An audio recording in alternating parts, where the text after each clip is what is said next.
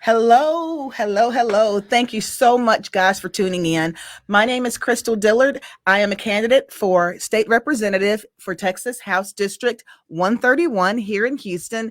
And this is the Schoolhouse to the State House podcast. Thank you so much for joining us today. And I promise we did not plan this. We planned part of this, but we didn't plan all of this. But these two blonde ladies on the side of me are very special to my campaign. One is my campaign manager, Hi, Rebecca Williams, hello. and she's also my fellow teacher at my school. And the other is my sister. She's known me literally since day one. She's a little bit older than me, so she remembers when my parents brought me home from the hospital. Yes. But we both of these ladies came and sat down with me earlier in the week, and they said, Crystal, you know what? Since you are actually on the ballot officially now, I am on the ballot. I went down on day before yesterday and I signed my name on the ballot, put my name up on the little poster as an actual candidate for the position. They said, Crystal, at this point, you need to actually sit down and let us interview you because people need to know exactly who you are and what you stand for. And they also want to know a little bit about your background. I said, well, Kim, I'm not very interested. And Rebecca, I'm not very interested. And they said, cut. No, I'll tell you what, people want to know. And a lot of times, and I do realize this, but people can relate to you when they have similarities to you. So I don't mind you guys digging deep. They asked me before we came on, what can we not ask you? And I said, don't ask me anything that is going to make me chase you down the street with my car. No, I'm not. I didn't tell them that, but I'm pretty much an open book, guys. I really am. I always have been. And I am going to let them jump right in now and ask me what they want to ask me so that you can get to know me a little bit better as your candidate for state representative for District 131. She's in the hot seat, guys. Me first. I'm in the hot seat. Me first. So Okay. my wonderful sister, Okay. go for it. Crystal. All right. So let's talk about your family background. Tell me about your family. Tell everyone in the audience about your family. No, we know it's me. And so Absolutely. I will tell you about my family background. I am a native Houstonian. I was born here in Houston, Texas. I grew up in the Sunnyside area of Houston, Texas, yes. and I went to school for a little while in that area up until fourth grade. And then I went to school at, I went into JJ Rhodes. Yeah, I was wondering what she was going to tell that part. Sorry. JJ Rhodes. Yes, JJ Rhodes. And Frost Elementary. Okay, I'm gonna let you go ahead. No. Okay, I went to school at Joseph J. Rhodes Elementary School, and I remember one of my favorite teachers in the world, and a lot of you guys know this person because she taught you guys too, was my first grade teacher, Miss Taylor. And I happened to still go to church with one of my church members who was her best friend teaching and who was also so instrumental in my life, Mrs. Smith. Hi, Mrs. Smith. She was the other first grade teacher at my school that I remember up until this day. But I left Rhodes Elementary School and went to school for 1 year at Frost Elementary School. And we know that Frost just got a new rebuild recently within the last few years. But I went to the Frost Elementary School that was down by the old Sterling High School. Yeah. And I went there in fourth grade. Well, to be very honest with you, my mother took me out of Frost because she said, Crystal, your grades, you need to have a little bit more, you need to have a little bit more attention, personal attention from a teacher. So I'm going to put you in another school. So from that point, I went to St. Vincent de Paul School, St. Vincent de Paul Catholic School, right over on Buffalo Speedway in Holcomb. It's still there. Shout out to St. Vincent's. I'm still friends with and Facebook friends with a lot of my friends from St. Vincent de Paul. And I chat with them all the time on Facebook.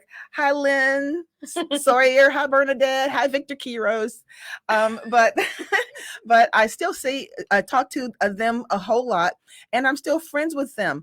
I graduated from St. Vincent's, and if anyone is familiar with how a lot of the parochial schools are, you're friends with those people, so you really kind of want to stay with them throughout your formative years. So most of the girls at my school decided to take the test to go to St. Agnes Academy.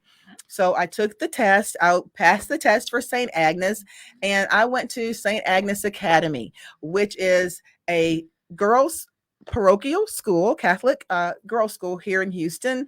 Shout out to all my St. Agnes friends. Hi, Sister Jane, and Eltonette. Hey, Eltonette. Laura Clark. All of my St. Agnes buddies. But after I graduated from St. Agnes, I went to college at Texas Woman's University in Denton, Texas, and I earned a Bachelor of Science degree in broadcast journalism. I wanted to be a sports reporter.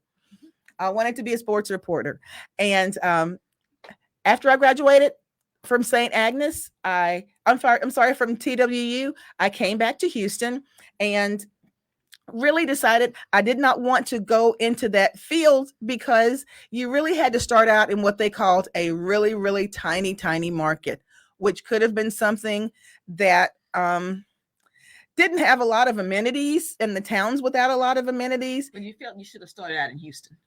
Well, and I know that was wishful Los thinking, Angeles. but I had to, let's just say I had to shift my expectations. And sometimes you have to do that. I had to shift my expectations. So I don't want to go head first into my teaching career because I did come up on that by accident. But it was a great thing that I did come up on teaching by accident because I come from a long family of teachers. And yes, I mean, all the way from the early 1900s. Wow. Yes. Grandfather? My grandfather was on my mother's side was one of the first superintendents of an African-American school district in Gilmer, Texas, way back in the early 1920s. And we've had education in our blood from that point forward. And my grandmother was a teacher. What colleges did they graduate from? I'm just curious. Well, actually, my grandfather graduated from Bishop College. And my grandmother graduated from Bishop College.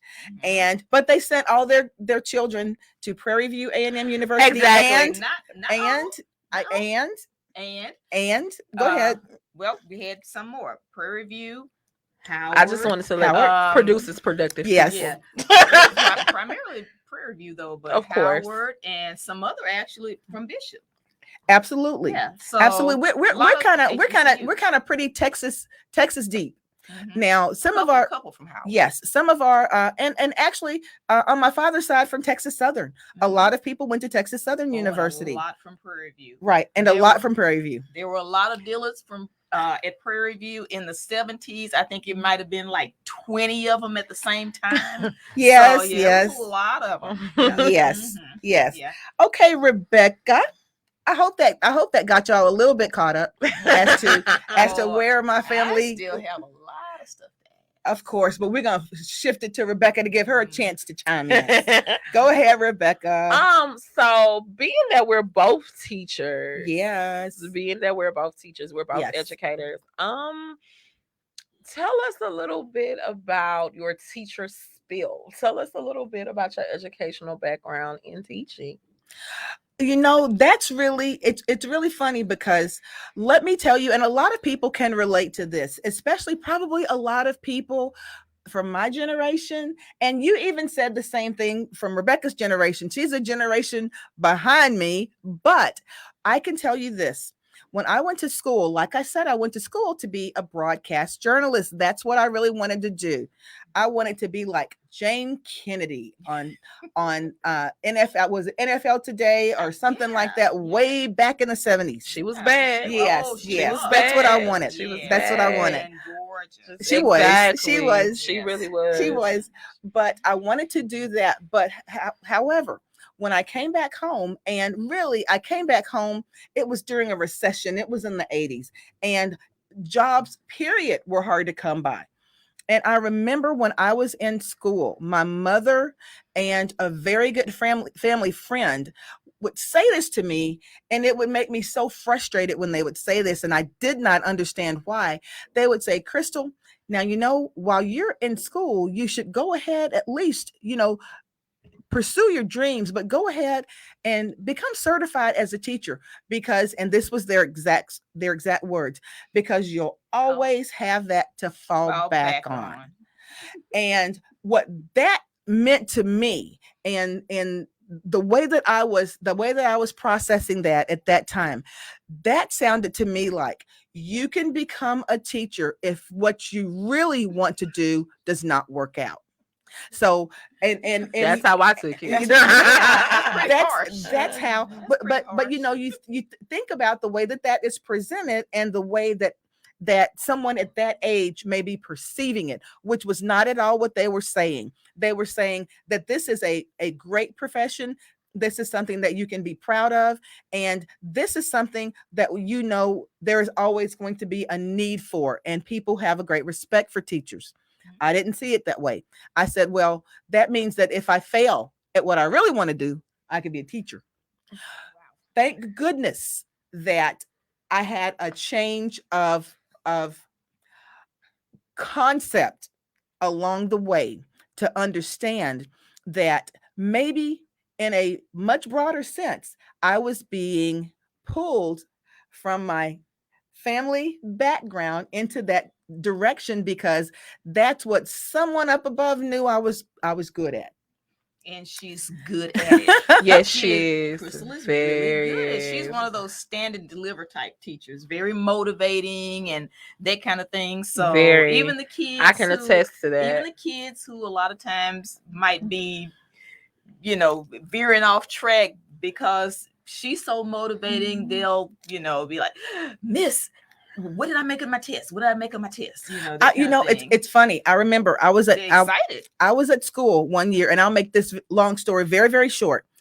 I was at school one year. This is when I was at, and I can call the name of this school. I was at Dowling Middle School in Houston, Texas. It's over in the Hiram Clark area, which is over in District 131. Yes. And I was teaching social studies. I was teaching U.S. history, which I'm a U.S. history teacher, have been one for many years. And we got a lot of kids from over in that area who had been affiliated with social organizations. Okay, that's code word. Wink, wink. Yes. And the different social organizations. So sometimes the social organizations would fight after school in front of the school, and they would have people who would come up in cars, and they'd get out of the cars, and the two social organizations would fight. And I remember one day, it was right after the tax test. If anybody has been teaching for a while, they will remember the tax test. And the students had taken the tax test. And I had one student who was a really, really heavily affiliated social club member. And and this student had been in a fight out in front of the school.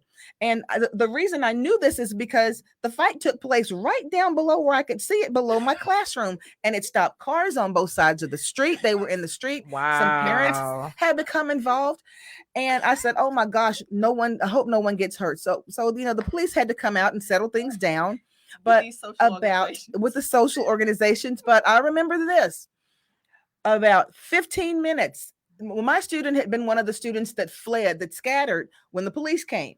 So the student ran back in front of it, and he ran back into the classroom, and he said, I said, well, let's call him John, I can't remember the name. Let's call him John. I said, John, why are you so tired? He said, well, Miss, I don't want to talk about that. But Miss, did the test scores come back yet? And I, at that point they had not come back. But that was a year over at Dowling Middle School when our scores were averaging at 100% passing. That was with the tax. But for these students, they made me so proud because they were really into their after school life, but they really really were concerned about their grades and whether or not they passed that test. And I was happy to tell that young man maybe a week later, when those scores came back, that he had passed that test, and he passed it with flying colors. Yes. But I said that to say that my students make me happy. I'm happy to be able to affect students' lives. And sometimes you don't even know, just from having a conversation with a student, what you may say that will turn something around. I was in a teachers meeting last week with a student and other teachers, and the student was pretty defiant in some other classes. And I'm going to be honest with you, when that's a situation, I'm certainly going to uphold my other teachers who are sitting there with me. So I'm not going to say anything against what they are saying and the point that they need to make. But the student was sitting there, and I said, John, we're going to call him John again. Ooh, I said, I have a lot of guys. A lot of yes, Johns. yes. Or we'll call him John. Greg. John. Greg. I said, Okay. Greg, I don't understand. Why is it that your behavior and your performance and your participation can be so fantastic in my class, and you do everything that's asked of you, but when you're sitting in your other classes, it's not the same? So can you tell me what the disconnect is? Is there any reason why this is happening? Because I know that if you can do it in my class, certainly you can do it in these other classes. And the student sat there and said, no comment. Wow. I don't. For like a congressional committee or something? Literally, he just Plead said the no, fifth. no comment. But I'm not going to look a gift horse in the mouth. I appreciate what my students give me in my class, and I sincerely hope that I'm giving them something in return. Okay. Now my turn. Yes, We're gonna dial the clock back to the 80s. The days of big hair when I was and small, pamper a pants. baby and a Yes, toddler. The 80s. And Crystal has a wonderful backstory. Crystal started competing in beauty pageants when she was in college. Because if anyone remembers, that's right after Vanessa Williams won Miss America. And as so many people were inspired by that, so was Crystal. So Crystal must I? was it? Yes, Crystal was in Miss Texas and Miss Houston. Well, first, and Miss Texas. Wait, but first, she was the first. I found this as a fun fact. She was the first Miss Kappa Alpha Psi. Oh yes, on the campus. Yes.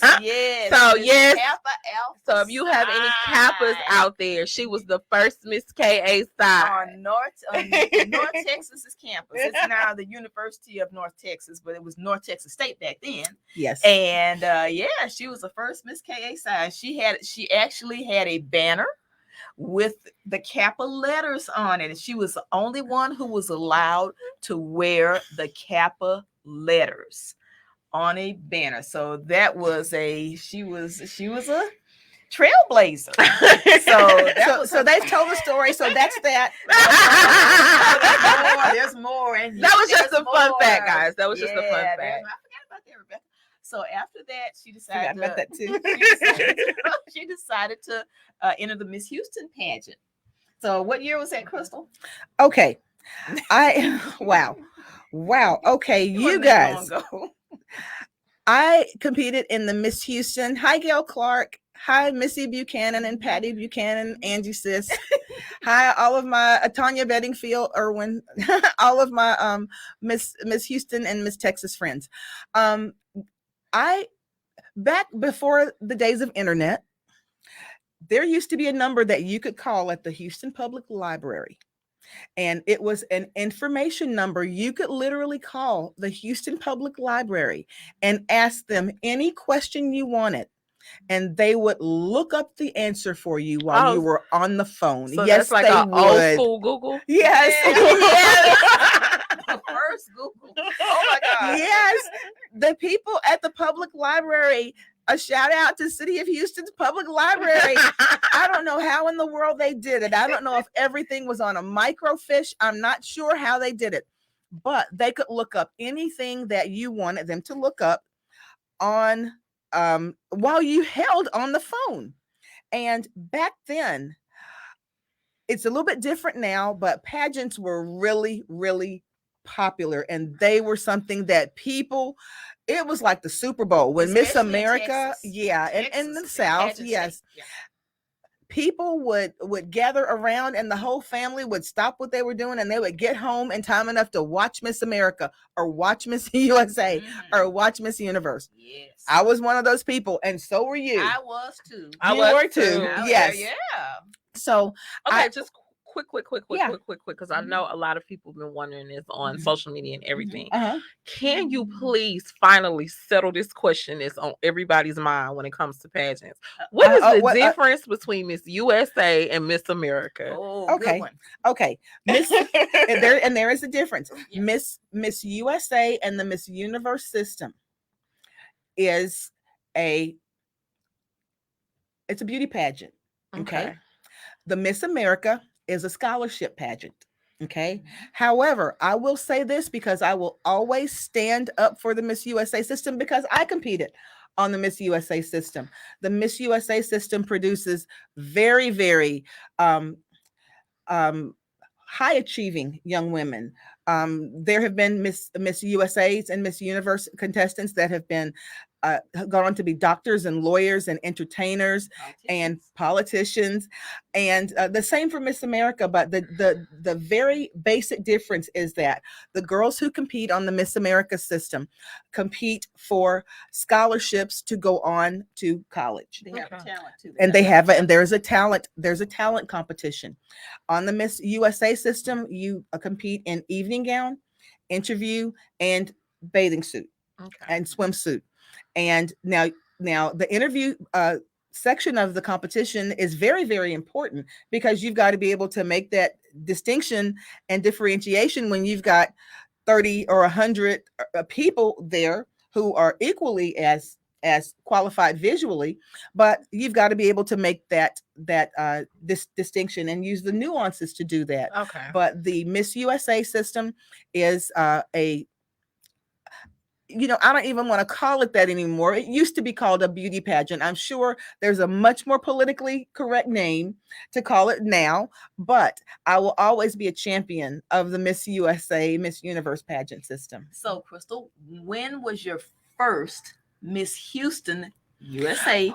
Well, I'm sorry, I didn't mean to differ, but that okay. was a That's burning okay. question. That was a burning A question. lot of people really want, yeah. Okay. That is I- a legitimate question. Back in 1982, I got up the nerve. I always watched these pageants on TV. I loved it. And I would say, that seems like so much fun. I bet I could do that. So I called Houston Public Library. Called the public library. They gave me the number for Alan Gale Clark at the Miss Houston pageant. They were the directors then. And it took me at least 2 weeks to get up the nerve, to get the courage up to call the number. So I called the number and they said, well, you'd send in this particular information, a photograph, a full body and a facial shot. And, you answer a few basic questions, and that's how they made their selection. So they got hundreds of entries in, and they had to make that selection down to a reasonable amount of people to participate. And I got a letter in the mail. That's when they used to make it so exciting. And I think they still do this, but they made it so exciting. They made you wait, and you got a letter in the mail. And when I got that letter and it had that little crown at the top, it said Miss Houston USA pageant. She was officially a contestant. I didn't know what to do. Well, how did you do? How'd you come out? I was what my friend David Pollard, who was with the Miss Black Houston pageant, used to say, I was behind the black curtain. Yes. Meaning that in my very first pageant, I did not place and I did not place, but oh my gosh, I thought that I was just it was just I was so excited. Her up and she looked almost exactly like Vanessa Williams. No. It was almost exactly. Yes. Almost exactly. Well, we made the dress to try to look like that. But anyway, anyway, to round that on out, we were always told you try, if at first you don't succeed, try again. So I came back the next year, and out of probably about 100 girls, I placed within the top 15. That's when you won the best evening gown. Yes. And my sister made the evening gown. She was the person that made my evening gown. And when I won best evening gown and I was in the top 15 semifinalists, that afforded me the opportunity to go on to Miss Texas USA. So I went on to Miss Texas USA, and wow, was it a production back then? That was back in the 80s, and we stayed in that host city for about 2 weeks. And it was wonderful. We were treated like royalty. We had people came with just trunks and trunks full of clothes. And our families came from the final night. Our families came from the East Coast, and they came from all over the place, and they came to see Crystal. They came in that pageant. And Crystal, how did you do? When I look back on that pageant now, I look back and I see myself and I'm going, oh my gosh, was my hair so cute? Was my hair really like that? Yes, did I really say that? It was the 80s. It was the 80s. It was the 80s. But out of 109 contestants from all over the state of Texas, I placed 4th runner-up. Wow. And she got a check. Yes. I was what they called in the money. She was in the money. I placed 4th runner-up. And this is really something, because after that pageant, I will never forget this. A state representative came up on stage who was he was actually a senator from San Antonio.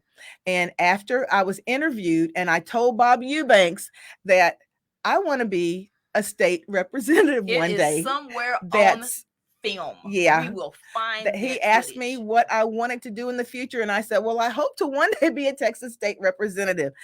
And the senator heard that, from San Antonio, heard that. He came up on stage after the pageant, and he said, I just want to introduce myself. I won't call his name because I don't think that's appropriate, but he said, I want to introduce myself, and I want to congratulate you, and I really hope that you make it there one day.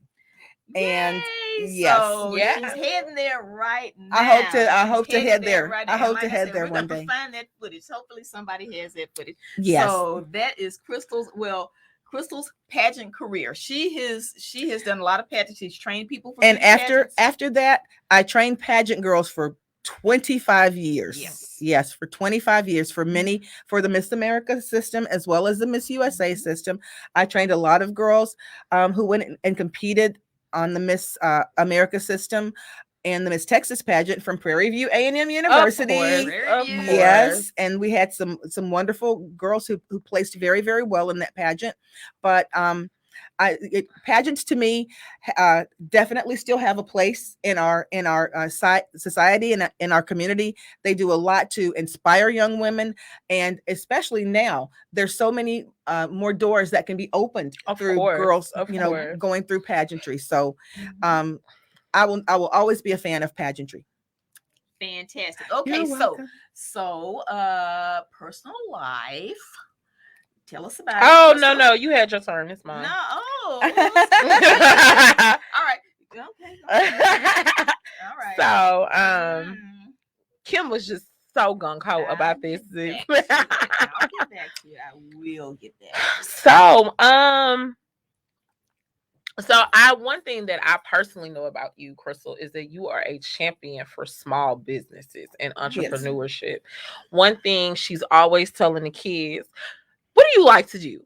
Oh, there's a business for that. Kind of like there's an app for that. Crystal believes that there's a business for that. But she is a strong advocate for entrepreneurship and small businesses, especially women in business. She's a big proponent for women, everybody in business, gender neutral, everybody in business.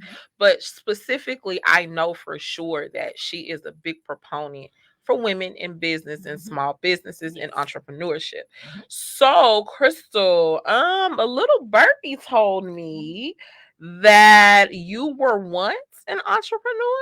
And oh gosh, yeah, so Serial entrepreneur. so can you tell us Absolutely. some of the businesses that you owned and some of the things that you gotten into? Okay, I will absolutely, I will do that, Rebecca. In 1995, my sister Kim and I started a, a, a mail order company, and we made dress attire, so suits and slacks and clothing, a men's clothing company. We manufactured out of Pakistan, out of the United States, out of Canada, out of Mexico. We manufactured from all over the world, and we made clothing for what is considered a super athletic physique. So a lot of the people that you see possibly playing on the Texans or bodybuilders, a lot of people who do weightlifting, we made dress attire for that particular physique, and we sold all over the world. That's interesting because a lot of those guys I'm friends with and Yeah. know, and that's one of the main things that they complain about. They've got to get things custom, but we did things off the rack for them. Right. Yes. It's so hard for them to find clothing even now. But. And that was a company that we had for several years, and it was just the kind of thing that was almost pre-internet. It was So, absolutely pre-internet. Yes, it was pre-internet. Yeah, 95, of course. Yes, I was in the 5th grade. Right, and so many things are so much easier. 386 computer. Yeah, we had a 386, and that was state of the art. What? It was. It was. It was a computer that was $5,000. Yeah, a 386 computer, and it was the size of this table, just about. Wow. Yeah. That's interesting. And if anybody remembers the Dancing Baby, it was around. Right. Yeah. But we did that for several years, and we ended up selling that company because it was very it was labor intensive in that we had to stock a lot of inventory. And when you have to have a lot of inventory, that there's a lot of cost on the front end of that. And we did that for about 7 years. After that company, my sister and I decided that we wanted to do a television network. Whoa. We did the Rejoice Television Network, and it was a television network with family friendly inspirational network. Okay. So we had a lot of different for the urban community from right here in Houston, and we had a lot of churches and family friendly artists that premiered their shows and their videos on our network. We loved that a lot, but that was on digital television. And again, the kinds of things that can be done now via straight internet were the kinds of things that were very labor intensive and cost intensive to produce. The cusp of streaming. It was right before streaming. Streaming changed the game. Yes, streaming did change the game, but it was wonderful. We still are in contact with a lot of our people that we featured on our network, and people still ask about it right now. I'm glad that we had the opportunity to do that because it was really cutting edge at that time, and it really showed us what we could do if we wanted to do it. Rebecca and I talk about this all the time. Kim and I have always felt, and whenever we do projects together. And Kim and I have always felt, and we were raised this way. This was something that was just ingrained in us from the time we were small. You decide if you want to do it or that you want to do it, and you figure out a way how. Not the other way around. Resourcefulness. Yes. Not the other way around. Not say, well, I'm going to try to wait and let me think if I can do this. No, this is what I want to do, and this is how I'm going to make it happen. Right. And Yeah. even if we've had to figure out learning On the as fly, we yes, go, yes. learning on the fly how to do it, and that has, believe me, been the case in so Absolutely. many different instances. Absolutely. But So, that's a much needed skill though, Well, you because I know, think people get so discouraged when they can't figure out a way. We started our television network on $24,000. We were told that we need at least $100,000 to Right. start. I traded in my 403B from teaching, and we just prayed over it, that is commitment. and we made it happen. We had no camera We didn't even have a for camera. a television network. We had Oh, tell me where no y'all television camera. station was. The television station. I mean, where y'all were housed. Oh, In like, a couple of different places. yeah, a couple of different places. Yes. And one of the buildings that's close to this building is actually where we were housed. Yes. Yes. Yes, absolutely. But you know, to say simply that, one thing I try to tell my students too is that there's absolutely nothing that you can't do if you decide that you want to do it. There's absolutely nothing that you can't do. You have to make it happen. Whatever it takes, you just don't take your foot off the gas. You've got to make it happen, especially if you think that there is a room for growth in a certain area, or room for growth even in yourself. Do what you need to do to create your own opportunity. Sidebar,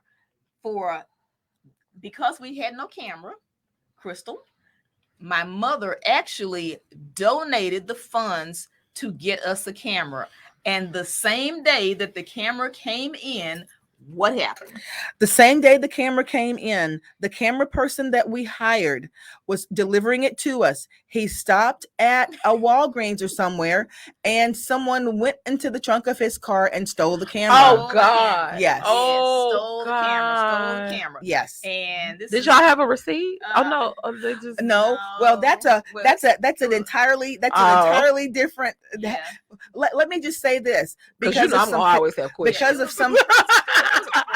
Because of some connections, some wonderful connections we had with the Houston Police Department. Believe it or not, we got that camera back. And our humble little camera was instrumental in busting a multi-million-dollar theft ring in Southwest Houston.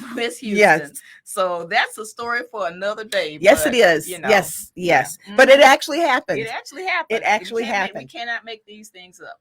So anyway, personal life, Crystal, tell us, are you married? Are you single? I am single. Okay. I have two kitty cats. I just found one. Please don't tell me you're gonna be one of those people. Oh, please. No. Two is my limit. And all of our animals. My sister and I, we are animal people. My sister has two. She's got 2 dogs and 2 cats. Yes. We've had gerbils. Yes. And I didn't realize that was very difficult at first. I learned this along the way, that it's very difficult to keep gerbils and cats in the same environment. She learned that tragically. Yes, I did. Yes. But we've always been animal lovers, and our animals are all rescues. All of our animals have been rescued. So, Peter, if you're listening, these are advocates for your organization. Yes. Come on now. Come on. Kitten, she just found a kitten like 3 weeks ago. 3 weeks ago, and he was like under the wheels of a car. He was when I went out in the morning, he was the cars were parked, and I just saw something, and I said, wait a second, that looks like a cat. And he was only probably about, I would say maybe about 7 inches long. So of course I scooped him up, took him back inside, and got him cleaned up. And he's my Frankie. That's my Frankie now. And her other cat is Jimmy. So Jimmy, which she needs to put out. Yes, Jimmy doesn't like Rebecca, but he loves everyone else. No, Jimmy hates everyone. Jimmy hates everyone. He only likes Crystal. Okay, Crystal. So yes, what made you want to run for state representative, other than Bob Eubanks asking you that question in 1980? something or other. Yes, in 1986. Mhm. Okay. Okay. Okay. What made me want to run, it's especially since the beginning of COVID. Yeah. I have been able to, and I've been there since the beginning in that classroom, Yeah. Yeah. watching My to see hat is off to you ladies. exactly My how hat is off to you everything all for would real. play out in the classroom, maneuvering through the very Yes. scary beginnings of what we had to do to maneuver through COVID, what we had to do in order to adapt and make sure that we were still able to teach and interact with the students in a seamless way. Right. I can tell you Exactly. this, as a teacher, I was very proud of the way our schools were able to make a shift like they did On the fly. on the fly, On the fly. and everyone be able to just jump in there and be flexible and make it happen. Yeah. That's not an easy task. Yeah. But I got to see the types of challenges that the students were having, and challenges that the teachers were having, and the type of stress that everyone was under. And I said, if I can do something to be a champion for voices that are not necessarily heard every day, or that are heard but are somehow taken for granted. And I can say this, being a teacher, we I believe that we are appreciated. I do. But I don't think that it's something that people even think about all the time. People don't, because you get up in the morning, you start getting ready for work, you send the kids to school, and then literally, when you think about this, you really have to think about the impact of this for something as precious as a child that you're sending away. You can completely know that that child is going to be safe for those Mhm. 8 hours, for the most part. You know that. For the most So part. when you talk about thanking a teacher and putting your faith in a teacher, we've got to do whatever we need to do to uphold to hold these teachers up, to retain the teachers in the Mhm. classroom, and to get teachers, other new teachers, to come in and to want to be there. Right. That's a challenge right now, Mhm. because uh of what uh teachers are having to endure. Mhm. Well, we've said that. We've said that at the last Yes. podcast when we were all here. Our Right. team was here. Mhm. Yes. We felt like COVID shined a light on a lot of the problems that were Yes. happening, and Mhm. you couldn't run from it. Right. Right. You couldn't run Mhm. from it. Mhm. One thing I can definitely say about Crystal, um, and I don't want to cry when I say this because Don't cry. Please don't cry. Crystal knows I love her so much. One of the things that I can definitely say about Crystal is her compassion for people. I've watched her interact with kids who, for the most part, didn't have anything, and I could see, just listening to the conversations I shouldn't have been in, but I was around, so I'm nosy. So, but I could see um her giving them hope, her putting life into those children when they felt lifeless.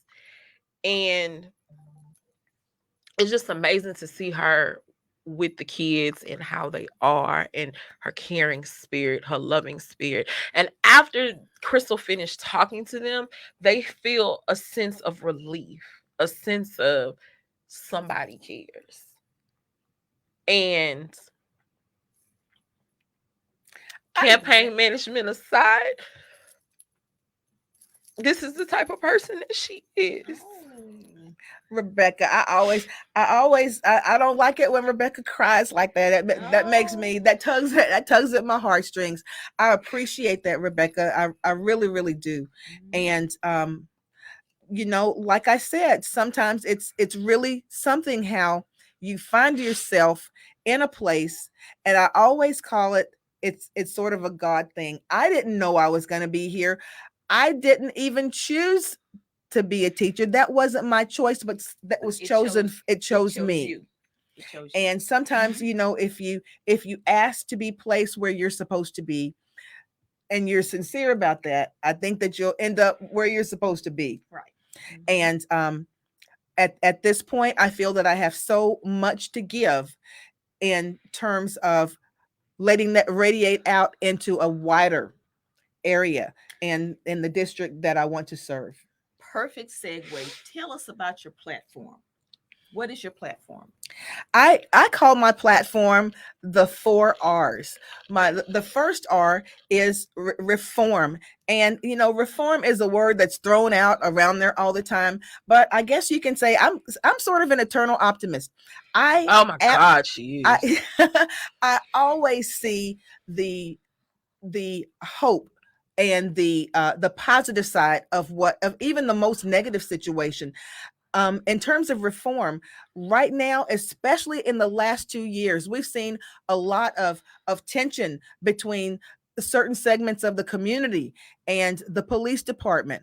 My roots in the police department and in my family run very, very deep. And I know that there are wonderful, wonderful police officers who get up every morning and put on that uniform and give their lives and put their lives on the line for the community. And it's a shame that in certain instances you have situations that for every day you got to consider this. For everything that you hear on the news that happens, a negative something that happens with the police department, think about those officers that get up every morning, the men and late and women who get up every morning and who do their jobs, and you never hear about it every day.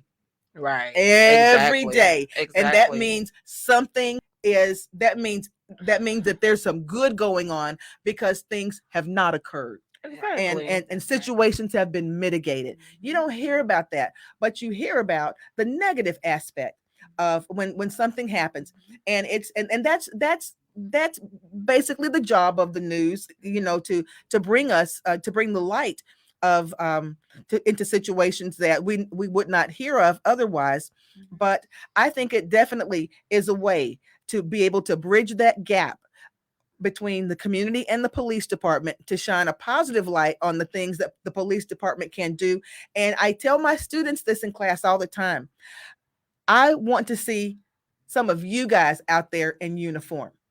I want to see you in uniform because I want to see you serving your community. You have a touch point and a touchstone to that community, and you may be the ones who are able to go out and make things actually better between your community and the police department, so that there is a wonderful positive um reaction when it Right. comes to the Exactly. police department and community. You hate to see one or two or 10 instances in the country where it really shines a horrible, horrible light on everything that goes on every day with the hundreds of thousands of officers that have to go out and do their job every day and do it well and put on that uniform. Many of them who have been an African American man in a community before, Or who's woman. or Yeah. woman who's dealt with the police department, and they still choose to do it. They make that choice every day. There's something to be said for that. Okay, so Yes, yes.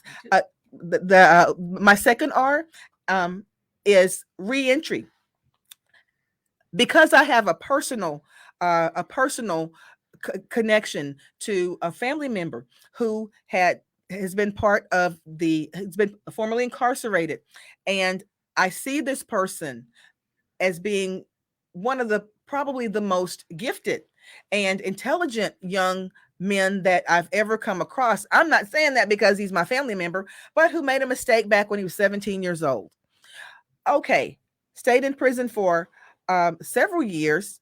And when he was released, and all the time he was making plans and laying the groundwork for what he wanted to do when he was released. But he found that when he got out of prison, it was very, very, very difficult to get a foothold. We've got to figure out some way to connect the entrepreneurs in the community and the corporations and the businesses that are willing to overtly step out and give well vetted ex offenders an opportunity in their companies. And my whole theory is this: when you are given opportunities, you make opportunities for other people. And that's a cycle that just continues and continues and continues. Right. And once That's you've right. paid your debt to society, Right, you you've pay it paid forward. your Your debt debt. to society. That's Yeah. right. That debt needs to Well, be and paid people for have, and people have to clear. remember these are not the same people you see on the news, that you see somebody shoot somebody and then get out on bail and come That's back not and what I'm Right. talking about. No. No, exactly. Yeah. She's No, talking no, about no. people Make who that have clear. That's fully, right. Thing. yeah, That's right. who have fully paid their debt Yeah. to society. And I would Years. probably consider myself to be probably harder on crime than many. I believe that that crimes, that people should pay for the crimes that they commit, absolutely. But once they've paid, and especially looking at the different types of crimes, punishments that are attached to certain crimes, once Yes. they've paid, give them an opportunity.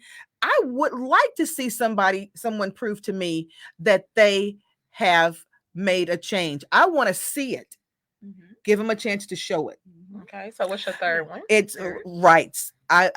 There are so many communities that are invisible almost because they have no voice. Right. They are silenced, and it's very easy to overlook communities when there's not a loud, resounding voice in your ear, or there's no representation in that community. It's very easy for that to happen. I have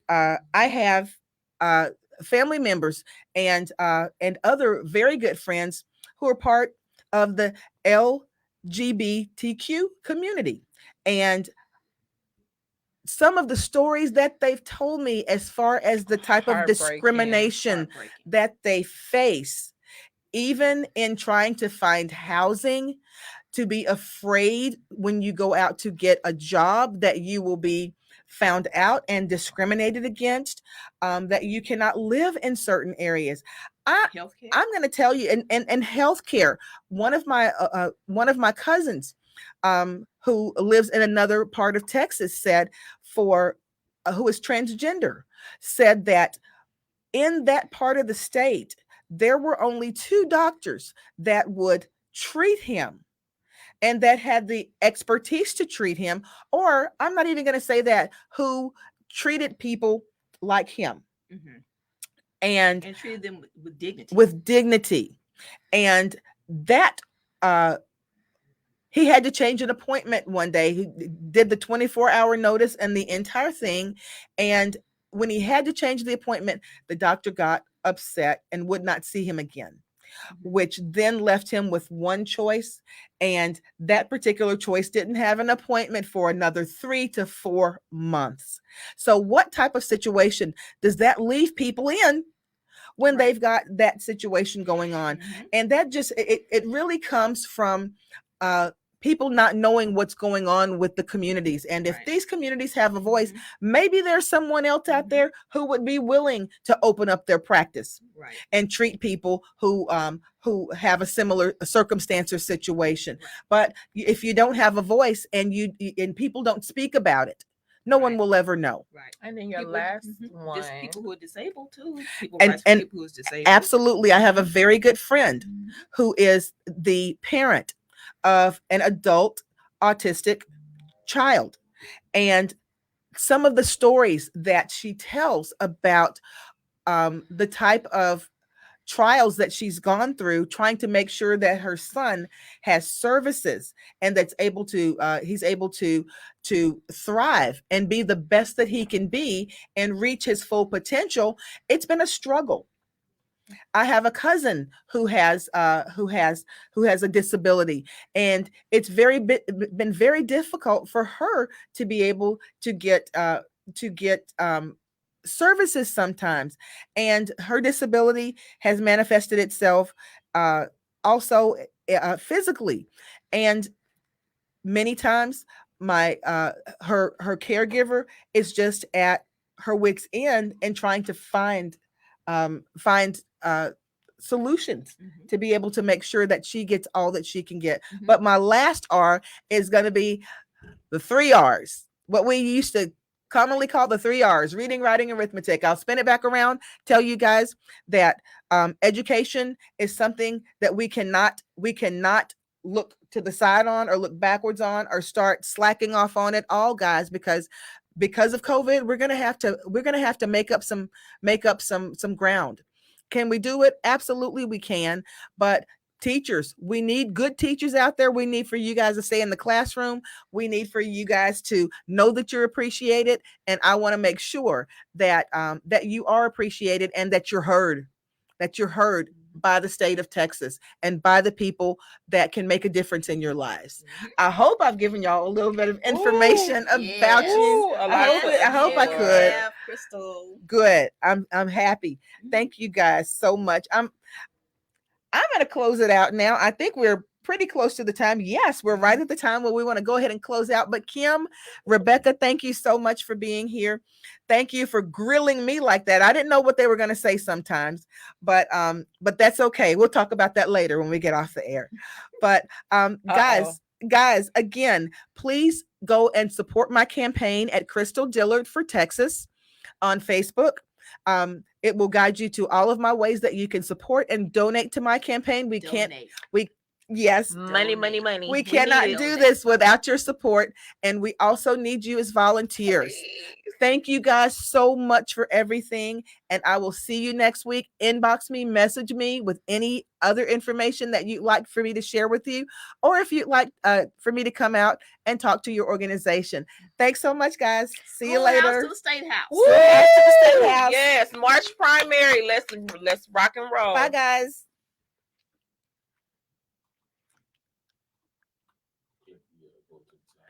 I'm trying. There we go.